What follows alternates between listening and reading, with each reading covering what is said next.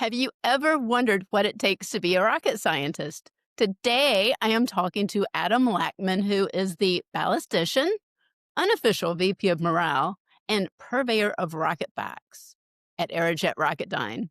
In his words, he helps to design solid rocket motors and predict how they will perform. He trains new employees. He makes people smile and keeps work fun.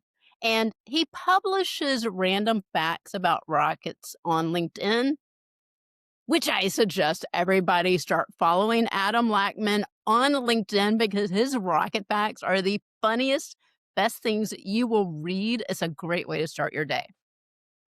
And with that, here's Adam. So, Adam, what is the coolest skill that you never thought would matter, but absolutely does? So for me, in my day-to-day job, the thing that I never really thought I would do for a living is playing with shapes. So I have to go with geometry. As crazy as it sounds, that's a huge part of what we do in our job. In the ballistics world, is literally playing with shapes.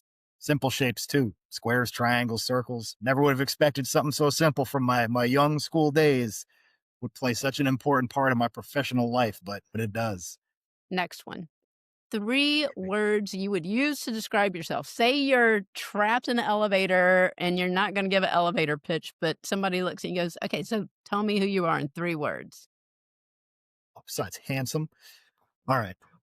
Not an elevator pitch. I'd say loyal, definitely loyal to my friends, my coworkers, family, all that. Passionate, especially about the work I do. Love working on rockets, especially the particular rockets that I do get to work on.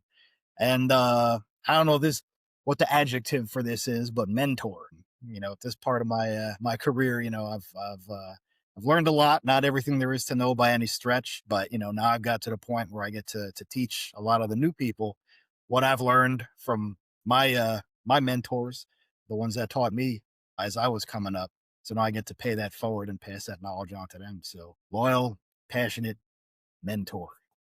And we all need champions. I'm so glad there's a group of kids that have you to be their mentor because you're a lot of fun to hang out with. We laugh a lot. So, what is something you're oddly good at that has nothing to do with your job titles? I've seen your drawings on your rocket packs. I'm All not right, I'm so not I gonna am go that way. oddly not good at drawing with crayons, but they get the point across. It gets the job done. Yeah, But yeah. something I'm actually really good at is making ice cream. I worked at That's the Dairy cool Queen for 3 years before I got into huh? rockets. I worked at Dairy Queen. I was really good at making ice cream. Getting that little swirl you see on the top of the Dairy Queen cones and the balls, Yeah. perfect. And in particular, the peanut butter parfait. If you've ever got a peanut butter parfait at Dairy Queen and I didn't make it, you haven't had the best peanut butter parfait there is. Nothing to do with my job at all, but I still got it. I used to love the soft serve dipped in chocolate. That was That's good so good. stuff. That was a Every winner. time I went to Dairy Queen, I was like, "Give me a soft serve with chocolate dip." Oh, Can't go wrong with that. now I wanna Get go to that Dairy nice Queen to curl go on get one. top. So next one, what is a skill you didn't know was valuable until somebody thanked you for it? Thing that I really didn't think was going to be as valuable as it is just making people feel good, right? Part of why I'm a jokester, why I laugh a lot. I do a lot of letting people know that they're awesome at work.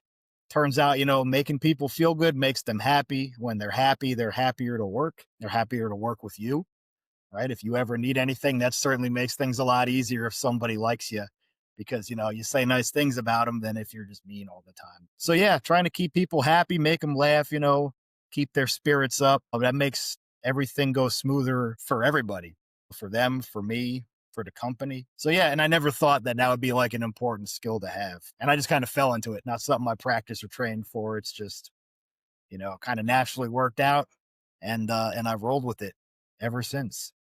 And that's why you have the unofficial title of VP of morale. Oh yeah, yeah. Try to make my coworkers smile every day if I can.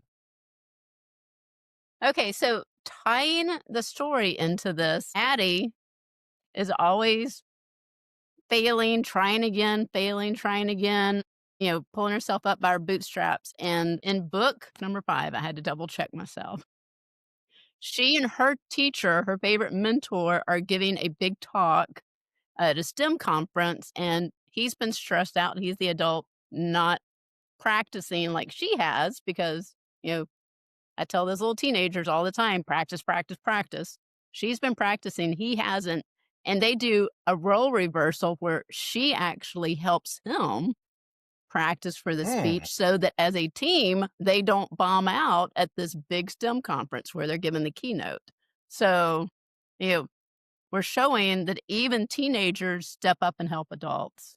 Now, my question for you is, she learns by trying and failing and trying again. What is a failure that has quietly trained you for success? I can talk about here, huh? I've had plenty of failures professionally, not all of which I can talk about. So I'd say my biggest learning experience failure was probably my first year of college. Right, I was out of the house for the first time. I'm out in the world. I'm free, not living under mom's roof anymore. I let loose. Got a little crazy, spent a little too much time having fun, not enough time studying and doing work, too much time sleeping in and missing some early morning classes, and my grades are terrible. Cost me a scholarship my freshman year, which ended up making more student loans later. But after that, I kind of got my act together.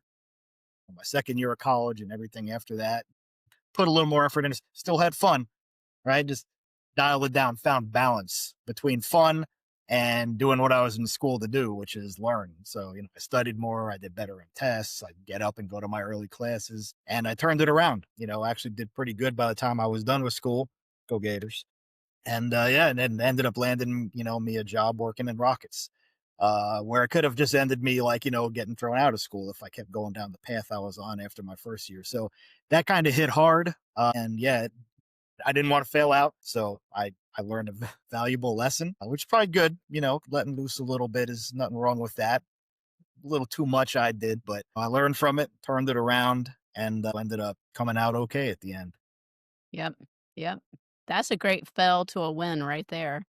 And the great thing about college and training too is like you're training to do something that you love versus, or hopefully you will Yeah. love it, versus in high school, you're just needing to learn so that you can get to that point that you can start training on a specific. Like I said, geometry, the simple shapes that I learned in elementary school, kindergarten, and also coloring.